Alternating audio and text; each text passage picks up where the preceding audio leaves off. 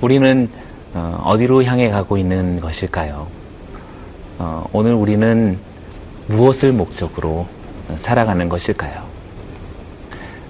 거창한 철학적인 질문이나 또는 응답은 아닐지라도 우리가 묵상하는 삶을 산다라는 것은 우리가 오늘을 왜 살아가는지, 무엇을 향해 가는지를 느끼는 것이라고 말할 수 있을 것입니다. 사랑하는 성도 여러분들의 삶 속에 오늘의 삶이 정말 의미 있고 빛나는, 하나님이 인정하시며 복음에 합당한 그러한 생애를 살아가게 되기를 원합니다. 오늘의 본문 말씀은 우리들에게 그러한 방법임, 또 그러한 과정을, 또 그 결과를 잘 소개해주고 있습니다.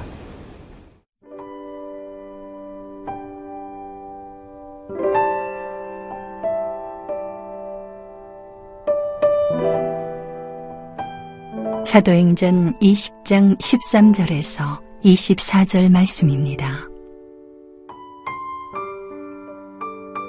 우리는 앞서 배를 타고 아소에서 바울을 태우려고 그리로 가니 이는 바울이 걸어서 가고자 하여 그렇게 정하여 준 것이라.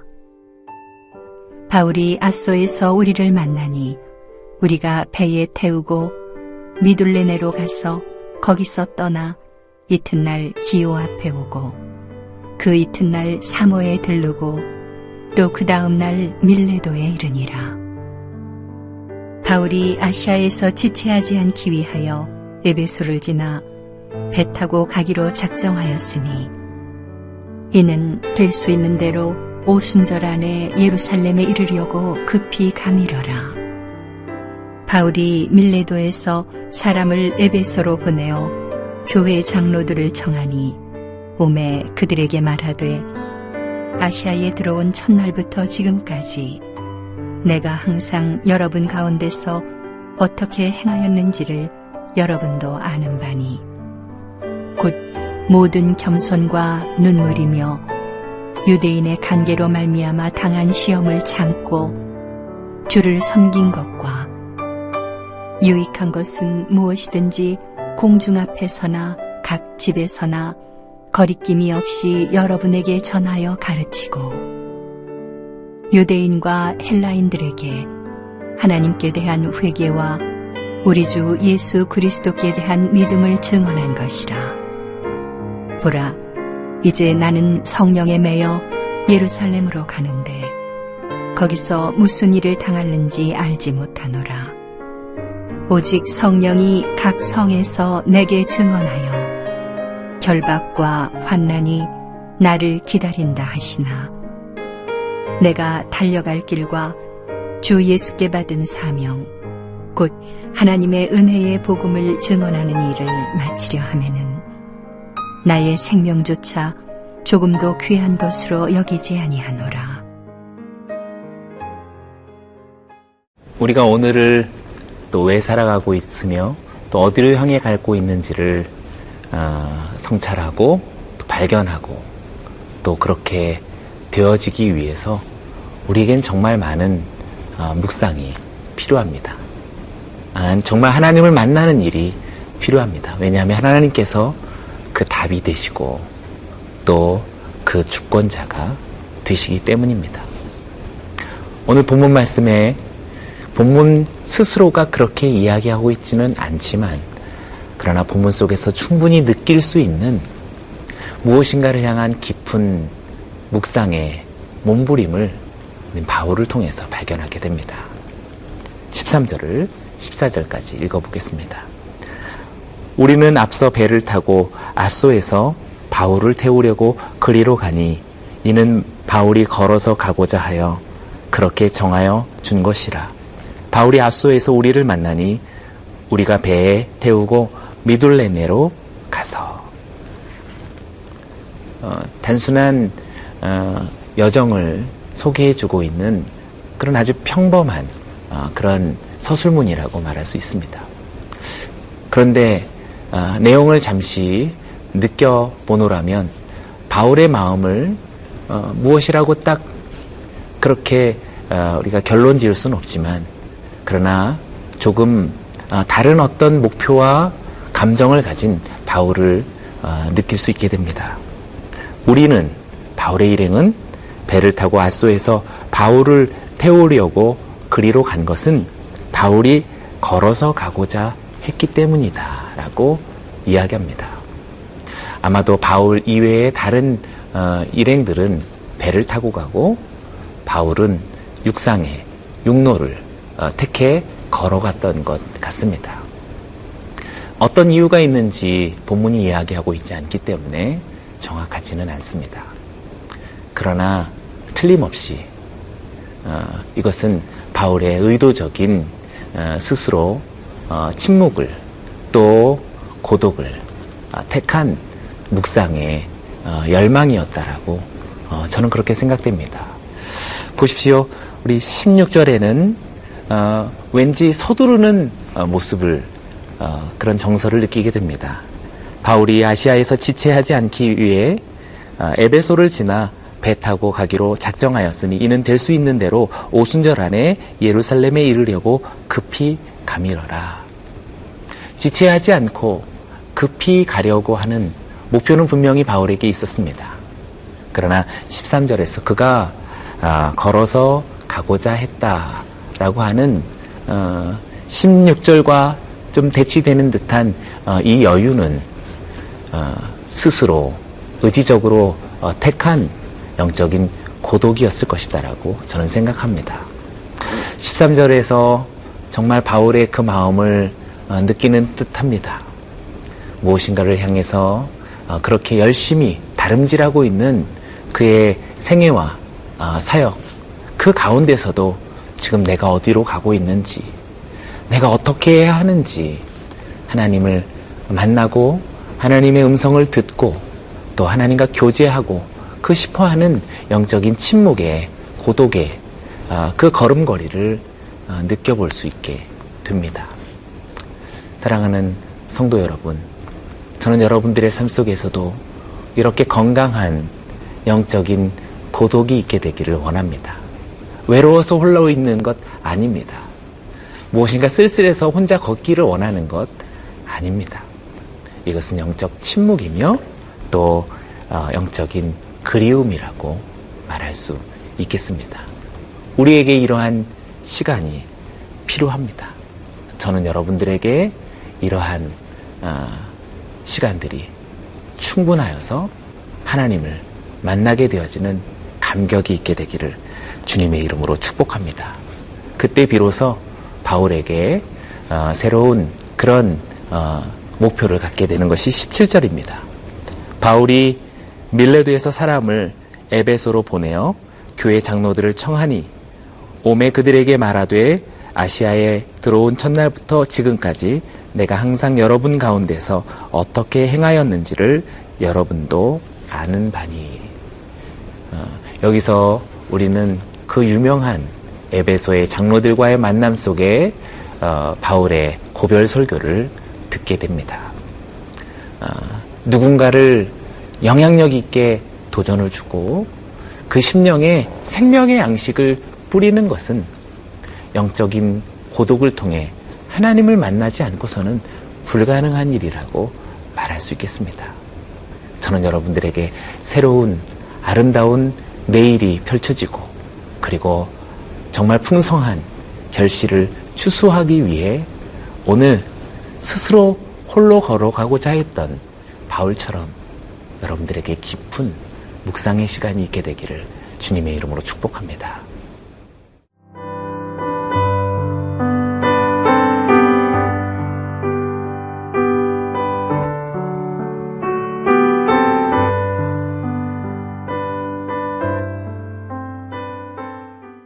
묵상하는 사람의 중요한 특징은 진실이라고 말할 수 있을 것입니다. 데메드리오에서의 신전 모형과 같은 무엇인가 모형과 모방을 추구하는 그러한 삶이 아닌 묵상의 삶은 진리를 추구하고 진리를 이루어가는 진실함에 있다라고 말할 수 있겠습니다. 바울은 에베소의 장로들을 모아두고 그의 진심을 진실되게 그렇게 고백하고 있습니다. 정말 눈물 없이는 말할 수 없는, 또 들을 수 없는 그런 고백이다라고 말할 수 있겠습니다.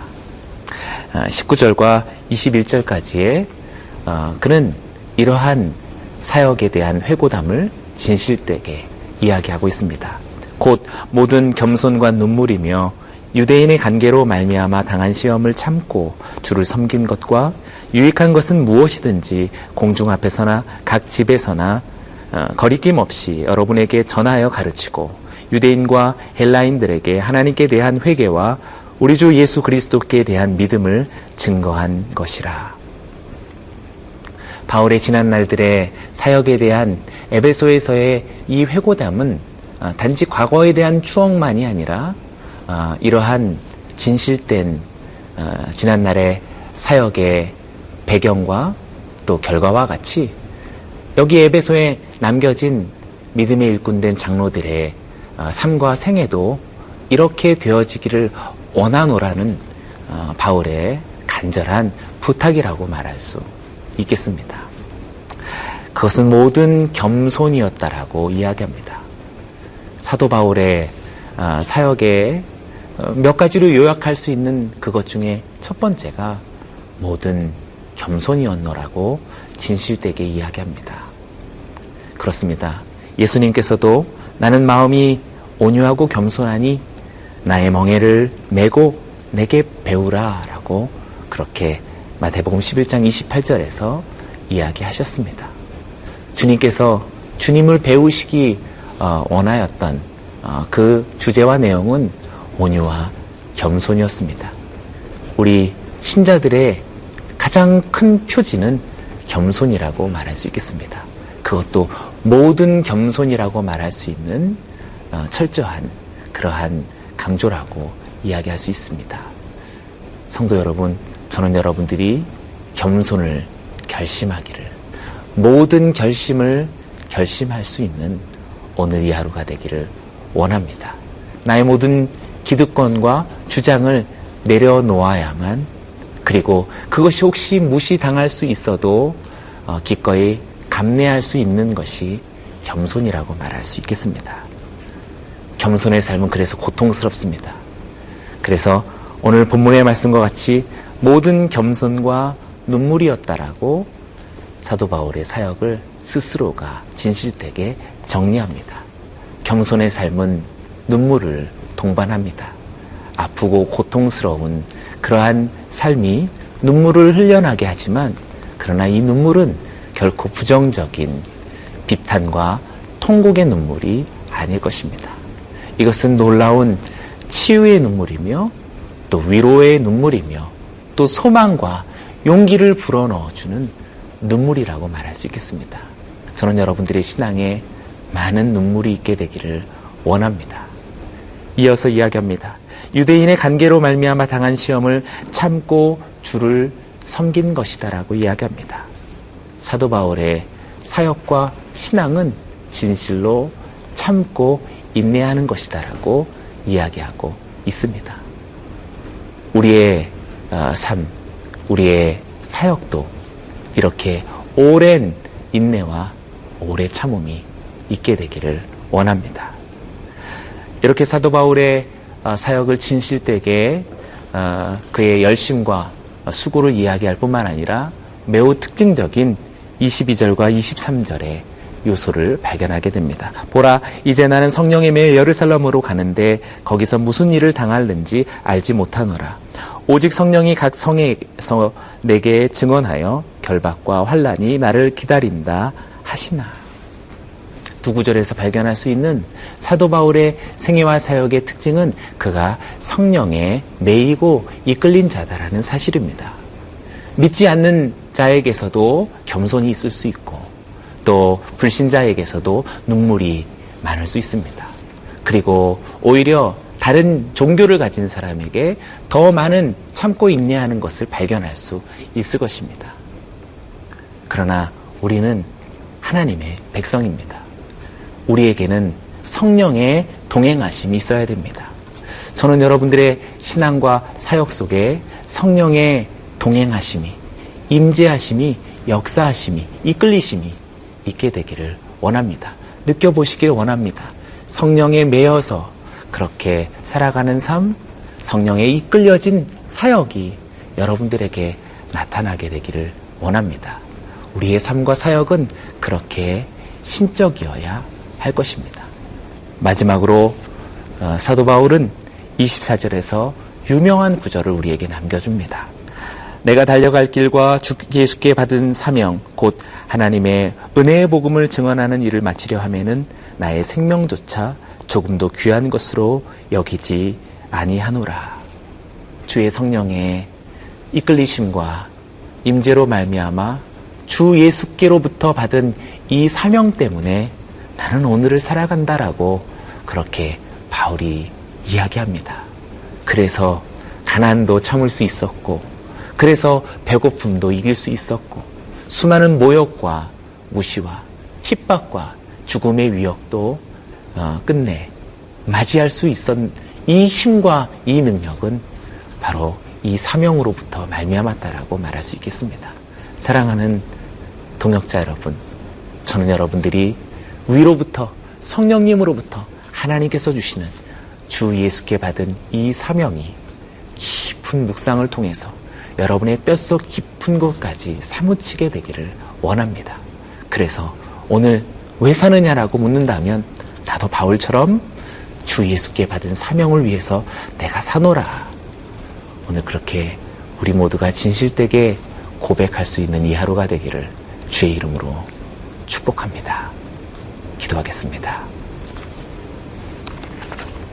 사랑의 주님, 오늘도 이 하루를 맞이하고 이 하루를 살아갑니다. 사랑하는 성도의 삶 속에 진실한 묵상이 있게 하시고 그 속에서 주를 만나게 하시고 성령의 이끌리심을 받아 날마다 하나님 주신 또 주 예수께 받은 사명을 위해 담대하게, 감사하게, 영광스럽게 겸손과 눈물과 오래 참음으로 성령으로 충만한 생애를 살게 하여 주시옵소서. 예수님의 이름으로 기도드리옵나이다. 아멘.